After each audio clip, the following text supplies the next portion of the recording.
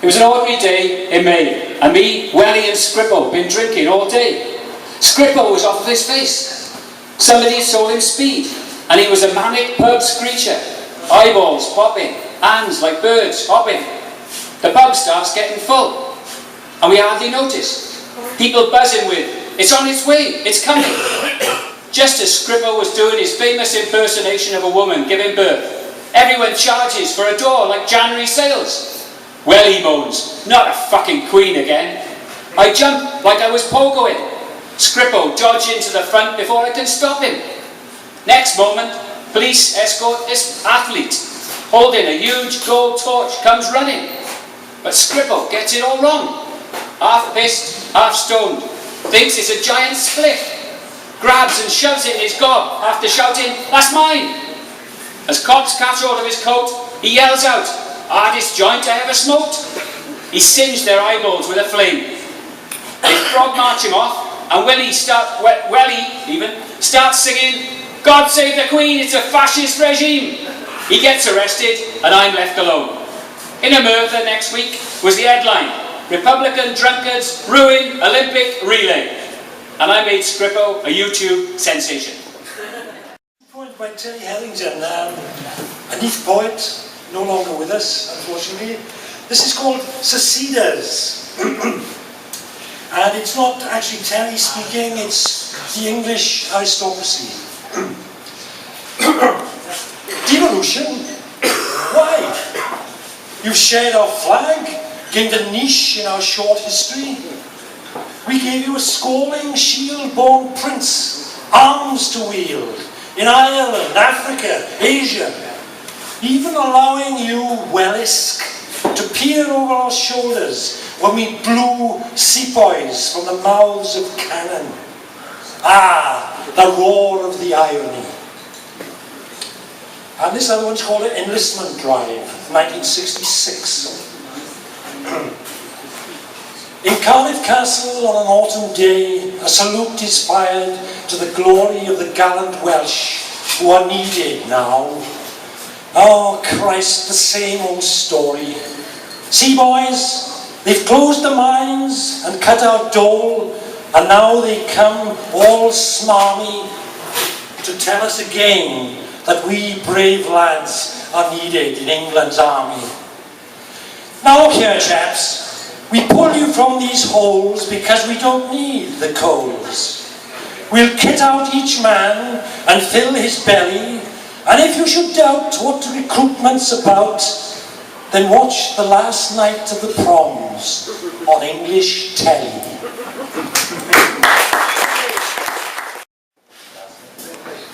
This one comes with a disclaimer. Honestly, this is a translation of an ancient Welsh poem, and any similarity to an actual living Welsh politician is purely intentional, I mean coincidental. This is The Boy Who Lost His Shape.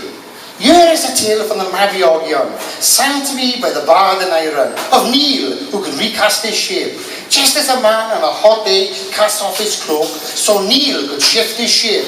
This was a gift from the other world. In a comrade's land, he looked like a fire-breathing dragon, but he became a sheep in Saxon grounds.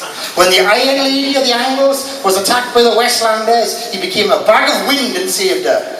He could even make himself invisible. The men of the Hollow Hills did not see him at all during a year and a day of war.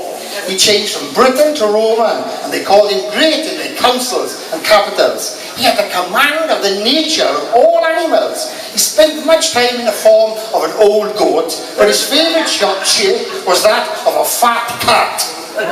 His finest trick was to turn himself inside out, and people thought he was Scarlet Ermine, and they called him a true lord. One day Neil was trapped by a mirror, and there he saw he had no skin left, and his skull was a gleaming jewel.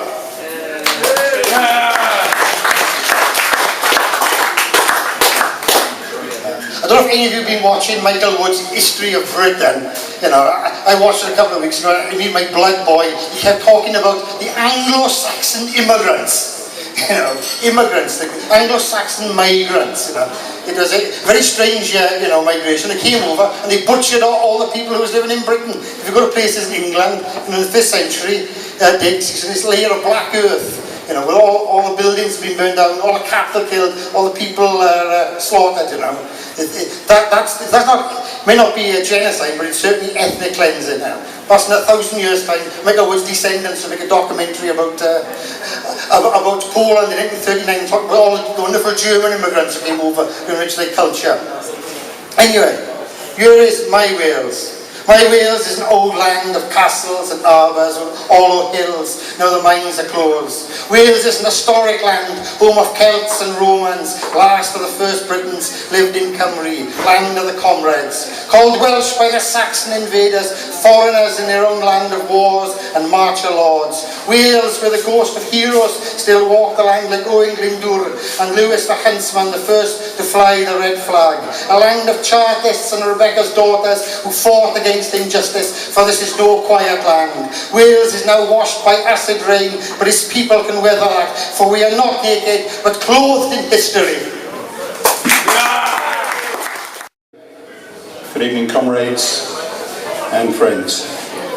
My name's Harry Rogers. I live in a village called Aberbank, just outside Newcastle, England, but you can tell from my accent that I don't come from there. I come from London, and I'm not really English, Welsh, I'm not anything. I've got Jewish, German, Cornish and Welsh grandparents. So I don't know what that makes me, but I consider myself to be an earthling and a human being. So anyway, I've got to say that I'm really proud to have had one of my poems published in this book of poems for a Welsh Republic. I believe in republicanism and I believe in socialism, and I'd like to read two poems for you, one that's in this book and one that's tucked away in my pocket. Okay, this is called There Is Something About Endings. I'm slightly stoned listening to the Alabama 3. I get to thinking, do we really need the Queen? Do we really need that royalty scene? Can anybody tell me what they've ever done for me? They use my taxes to maintain their luxury. I will neither bow down nor will I tip my old woolly hat. I don't lead and I don't follow. Hierarchy means nothing to me. Let's go walking side by side. Turn their palaces to museums, take back all our common land, make duchies into people's farms, never place dynastic families at the head of anything again, no more ghastly accidents of birth, leering as they pocket our cash, grinning as they slip on the crown. There is more than a whiff of scandal about inherited positions of power. Bring on the end of all monarchy. There is something about endings, that delicious finality that comes with drawing lines in the sand. Forward to the People's Republic.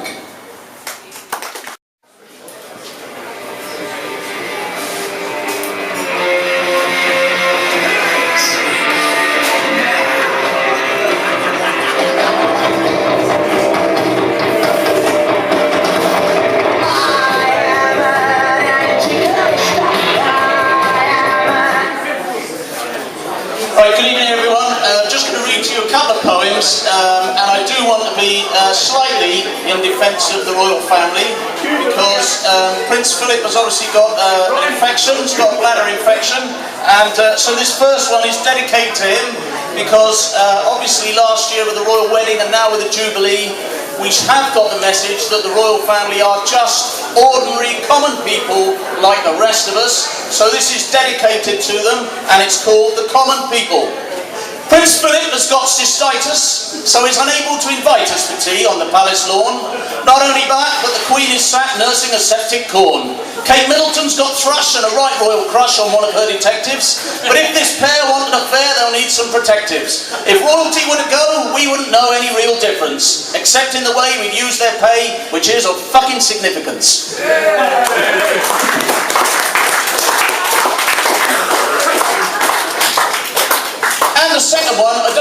noticed, but the Specials have been back on tour, and the Specials, for those of you who remember the Specials, wrote the song that was the Ghost Town song, which was synonymous with Thatcher's years and destruction of Britain, which again is synonymous with the royal family and the ruling elites. So this one is dedicated to the Specials Ghost Town, and it's called Ghost Town Retro, and it goes like this.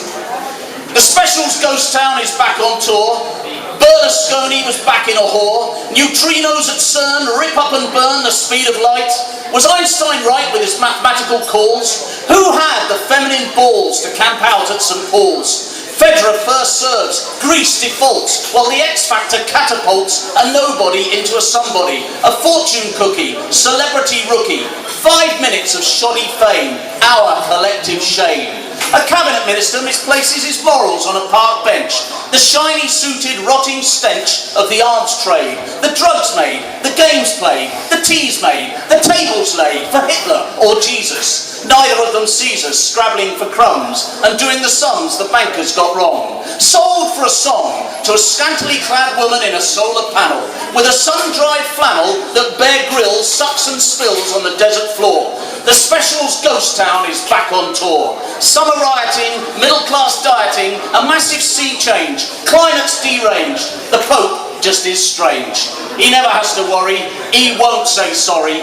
2 for a pound makes it sound a fair deal, but it's another steal by ruling elites who take their seats at the top table, coming from a stable of public school privateers, royalties, musketeers, while everybody else's hopes and fears lie in redundant tears. Too much fighting on the dance floor. The Specials Ghost Town is back on tour.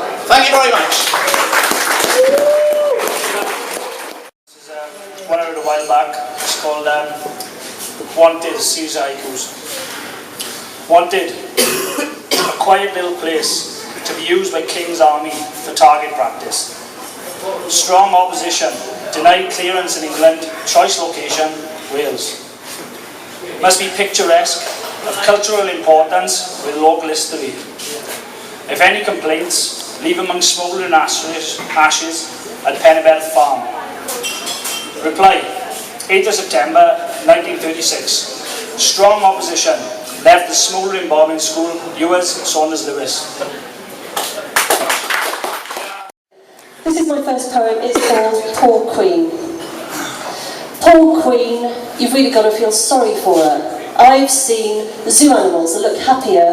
Her Grace comes from her clothes that are really first class, but her face still always looks like a bloody smacked arse. If there was a zombie apocalypse, then her stare is blank enough that she wouldn't get bit, because although she lives in a palace surrounded by witches, we know she's more than leaves in her damn corgi bitches. She's kept like a dog that is taken for walks. A pet, a cat or a fish or a parrot, her talks are so full of empty phrases, dull repetition.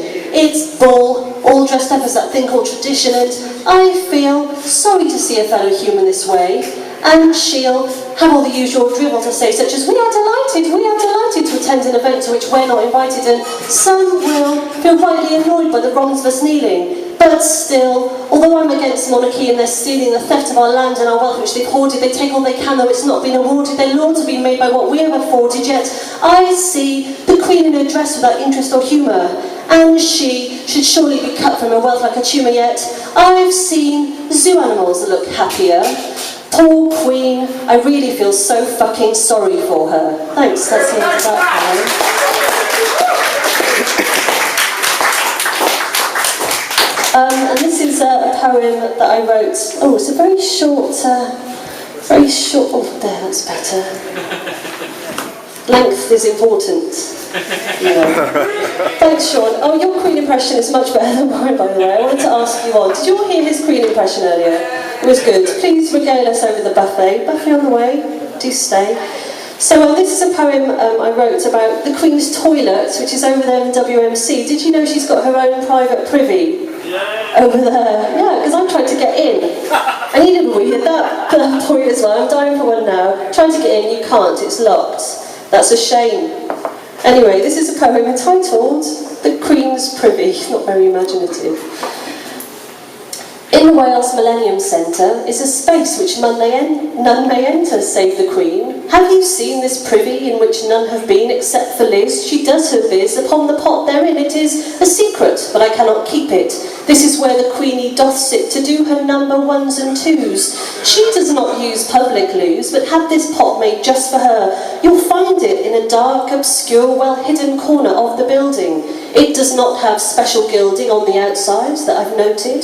The inside might be diamond-coated, but mere peasants may not deign to enter it while her foul reign still reigns upon us. Her royal rear is the one arse that goes here. Her privy belongs not to us. This skivvy wants to cause a fuss about this secret shitty throne. Why's she got one of her own while we all have to share the love? Just how many does she have across the country, lone latrines, lofty labbies, stupid queens? I wish there weren't such upper classes with their posh protected arses. I'd like to break into that loo. I'd like to do what you would do and take a massive dump in there. Stink out that most regal air. Piss upon the pristine floor. Kiss the royal rim with more than just my lips. Between my hips is a shooter and its shoots would take revenge upon that royal. I'd do a bow and let my bowel show Lizzie and her luscious laugh just how much respect I have. But that door is always locked. On that gateway I have knocked and pushed and pulled,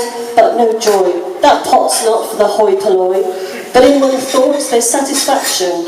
Though I can't take direct action, I'm sure the cleaner must have done a jobby once his job was done.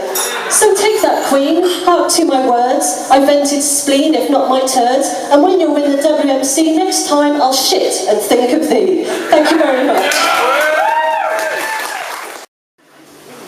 Hi. Okay, this is called His Face, Their Fiction.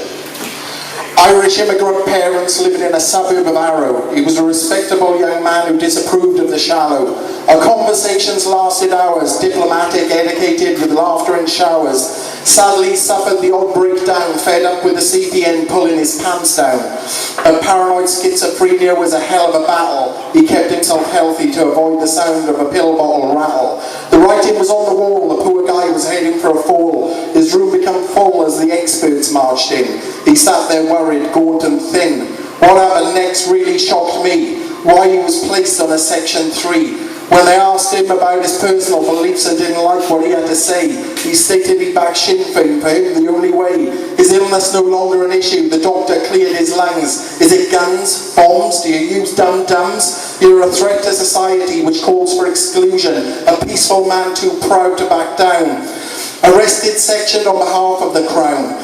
That day being British made my skin crawl, the lies, corruption, and I saw it all. The years I spent helping my fellow human beings, now hostels were another way of authorities overseeing. I've spent my life supporting the underdog, now I'm just a reporter for a political cog. Upset under police escort, we had a chat. He pulled out his wallet from his backpack, showed a snapshot of 3 guys dying out in Derry. My friend with his other mates, Martin and Jerry. My conscience is my leader, my job I needed to quit, and like my friend imprisoned in the system up to his neck in shit. I kept up my visits after handing in my report, kept my eye on his treatment, he had my full support. Along came the peace process after my resignation. Another man leaves his cell after fighting for his nation. With every angle covered it seemed certain defeat, but his friends now make speeches in Parliament, arch enemies share seats.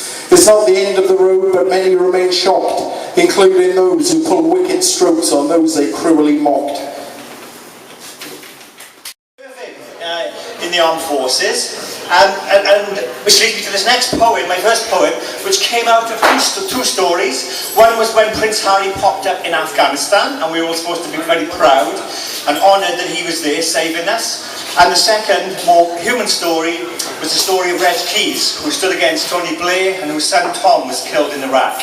And I'd like to preface it with a 4-line poem by Adrian Mitchell, who some of us may know, a fantastic poet who's no longer with us. And he said, Prince Harry is back from Afghanistan. He flew out a twerp, he came back a man.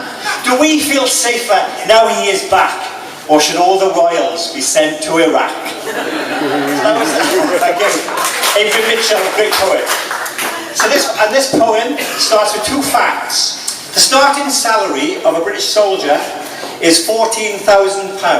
And as we all probably know, because we're all great Republicans, It cost 38.5 million to run the monarchy for a year, a couple of years back. So, keys to your kingdom for Reg Keys. Privilege provides protection from all your bombs and your hate, and affluence will buy you abstention from the battlefields of the occupied state. An accident of birth or a victim of geography, the rules are not the same for soldiers Keys, Tom and Wales, Windsor, Prince Harry. And his strange O'Harry's father and grandfather parade like pariahs on Poppy Day, drenched in medals, splattered in ribbons like stapled cadavers. As Tom's father only weighs one, the memory of his murdered son, where no tomorrows grow today, and the halls gape like a cenotaph Sunday. So, pride is indifferent to suffering, and suffering must just be for the chosen, or so we are told or led to believe. As in a coalition of the willing. Excuse me. It's only those chosen ripe for the killing. And Wilfred, your words stitched into my throat. 90 years ago you wrote pro patria more, the old lie, their old lie. And you warned us, yet no one heard. And your words drifted like ash in the November sky. Because now, today, still, young men and women are sent to another trench, in another country, for another man's pride, to fight another man's war. But only if you don't matter to the country you're fighting for. Thank you.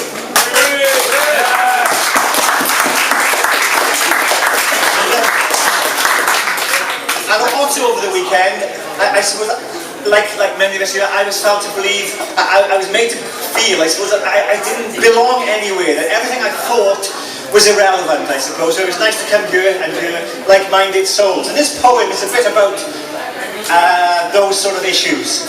It's called 2 + 2 = 5. Because it is. Because nurses expect too much. Because children shouldn't have equal chances. Because the Queen is economically beneficial. Because Twitter isn't for twats. Because priority queuing outside exclusive nightclubs is indeed a reason to join them. Because Simon Cowell really does know his music. Because Jeremy Clarkson is my hero. Because Michael Gove is rather dashing and does care about fairness in education. Because Nick Clegg does speak.